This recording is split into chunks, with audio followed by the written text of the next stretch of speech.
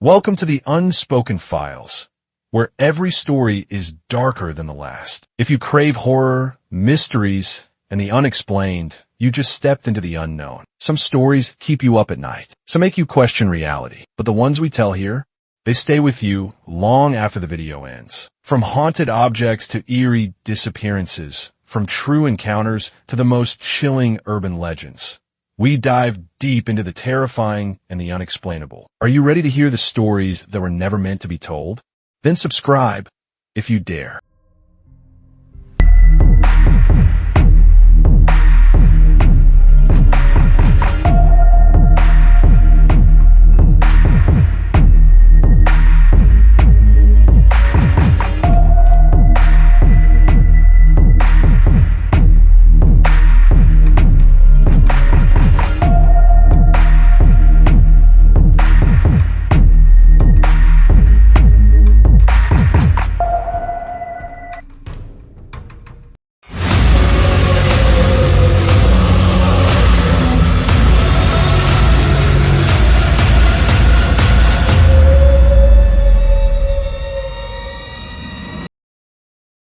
It's late. The streets are empty. You're exhausted, waiting for the last bus of the night. Finally, it arrives just like it always does. Same flickering lights, same worn-out seats, same silent passengers. But tonight, something feels different. The air is thick, heavy. The driver won't look at you. And outside the window, the same street keeps passing by. Again and again and again. Then you notice him, a man standing on the sidewalk, staring at the bus. A minute later, he's there again. Same spot, same stare. You turn to the driver, your heartbeat pounding in your ears. You tell him you want to get off. There are no stops on this route, he says. And that's when you realize this isn't just a bus ride. It's a trap. By the time you understand the truth about the bus and its passengers, it's already too late. At first, everything seemed normal. The bus rolled through the quiet streets, streetlights casting fleeting shadows inside. Daniel pulled out his phone, but when he glanced at the screen, he frowned. No signal. That was odd. He was still in the city. He should have at least one bar. He put his phone back in his pocket and turned to the window. That's when he noticed something strange. The same scenery was passing by, over and over again. A row of shops, a traffic light, a flickering street lamp. 5 minutes later, the same row of shops, the same traffic light, the same flickering street lamp. A chill ran down his spine. That wasn't possible. He knew this route. The bus should have turned onto the highway by now, but they were still in the same area. Was the driver lost? Was this some kind of detour? He glanced around at the other passengers. None of them seemed to notice. They sat in eerie silence, staring ahead, unmoving. Daniel's pulse quickened. Then he saw him, a man standing on the sidewalk, motionless. His face was obscured by the dim glow of the street lamp, but Daniel could feel his gaze. The bus passed him, and Daniel shuddered. But then, a minute later, the same man appeared again. Same position, same posture, same stare. His stomach clenched. What the hell was going on? He turned to the driver. "Hey, are we taking a detour?" The driver didn't respond. He kept his gaze locked on the road, hands gripping the wheel with unnatural stiffness. Daniel swallowed hard. Something wasn't right. He turned back to the passengers, studying them closely. The businessman still clutched his briefcase, his knuckles white. The old woman sat rigid, her head slightly tilted forward, as if listening to something only she could hear. The young man in the hoodie hadn't moved an inch since Daniel boarded. His hands were clenched too tightly. His breathing. Was he even breathing? Daniel's chest tightened. None of them were moving. He stood up, stepping into the aisle. His pulse pounded in his ears. Were they even alive?